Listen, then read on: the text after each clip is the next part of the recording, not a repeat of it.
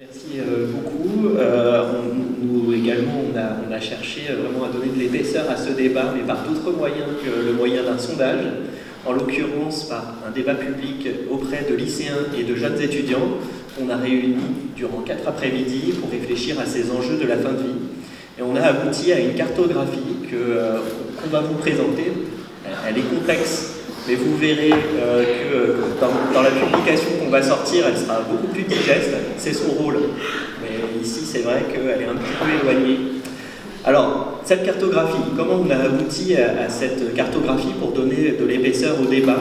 Eh bien, précisément en donnant la place à toutes les opinions. Donc, l'idée n'était pas d'avoir finalement comme issue de ce débat public avec des lycéens une suite de recommandations pour l'évolution de la loi.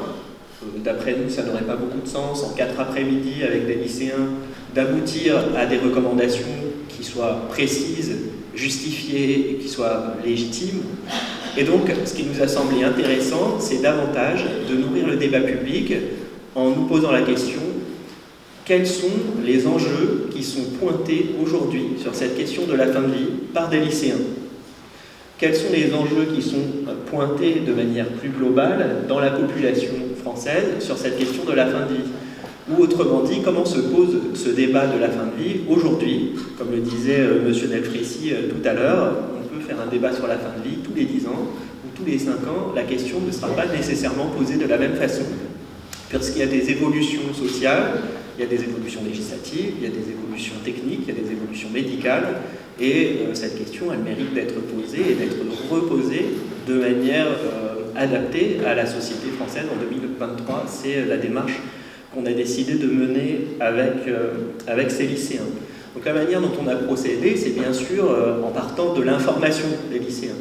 Il y a des personnes dans cette salle qui sont venues informer les lycéens, des médecins, et puis des infirmières, et puis des juristes, des philosophes qui sont venus pour donner de l'information sur la loi, sur le rapport du CCNE qui vient de sortir, et sur les comparaisons internationales avec notamment la Suisse, la Belgique et d'autres pays, et puis surtout sur les pratiques médicales aujourd'hui en France autour de la fin de vie, et notamment les soins palliatifs, surtout les soins palliatifs d'ailleurs.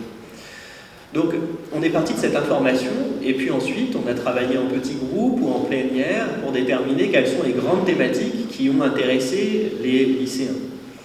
De ces thématiques, on en a déduit quelques propositions qu'on a discutées ensuite en plénière, et on a abouti finalement à cette cartographie qu'on pourra vous présenter beaucoup plus précisément. On la présente en 10 minutes, c'est un peu rapide, lors d'un événement qu'on va organiser avec les lycéens, avec les enseignants, autour de la présentation de ce rapport de la consultation lycéenne qu'on a mené en Île-de-France, avec 4 lycées assez divers, puisqu'il y a des lycées parisiens, et puis des lycées aussi, de manière plus générale, d'Île-de-France. Donc on avait des publics assez divers, avec des terminales générales, et puis aussi des terminales de bac professionnel, surtout dans les métiers du soin d'ailleurs, et on est allé, enfin bac technologique également, et puis on est allé jusqu'en licence professionnelle dans des métiers du soin également, avec le lycée Pierre-Gilles de Gênes, qui a la particularité de contenir en son sein des élèves qui vont de la seconde jusqu'à la licence professionnelle. Donc on en a profité pour avoir un volant un peu plus large d'avis, et un volant un peu plus large aussi en termes d'âge, en termes d'approche, ce qui était également très intéressant. Alors, si on prend cette cartographie, quelles sont les grandes orientations qui s'en dégagent? À partir des échanges qu'on a eus lors des plénières notamment, on a créé cette cartographie autour des grands enjeux éthiques qui se sont dégagés, donc, que je vais vous lire, parce qu'effectivement c'est pas facile sur cette slide. Comment faire évoluer le rôle des soignants? Quel est le rôle de la médecine? Voilà. Qu'est-ce qu'on doit considérer comme étant du rôle du soignant et du rôle de la médecine?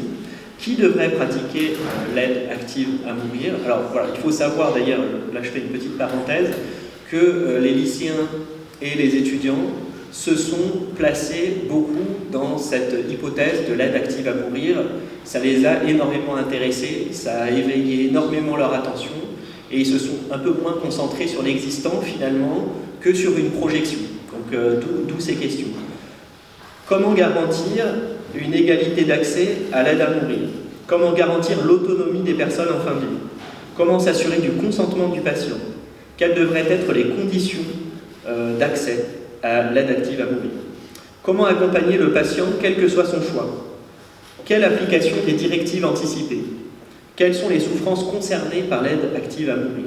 Comment communiquer autour de la fin de vie? Quelle est l'opportunité de l'ouverture d'une réflexion collective sur la fin de vie? Alors de là, on peut ouvrir au moins 4 grands parcours de réflexion sur le rôle des médecins dans l'aide active à mourir. D'abord, est-ce qu'il s'agit de se cantonner, de cantonner ce rôle ou cet accompagnement aux médecins qui aujourd'hui s'occupent de soins palliatifs, ou est-ce qu'il devrait y avoir une formation aux soins palliatifs, et en l'occurrence dans cette projection sur l'aide active à mourir dans les études de médecine? Cette formation pour de nombreux lycéens et étudiants doit naturellement concerner des aspects psychologiques au-delà des aspects simplement légaux. Le deuxième parcours de réflexion pour nous, c'est comment respecter et garantir l'autonomie du patient en fin de vie. Le respect des droits du patient en fin de vie, c'est un point d'attention énorme, et je pense que c'est un héritage de la loi du 4 mars 2002.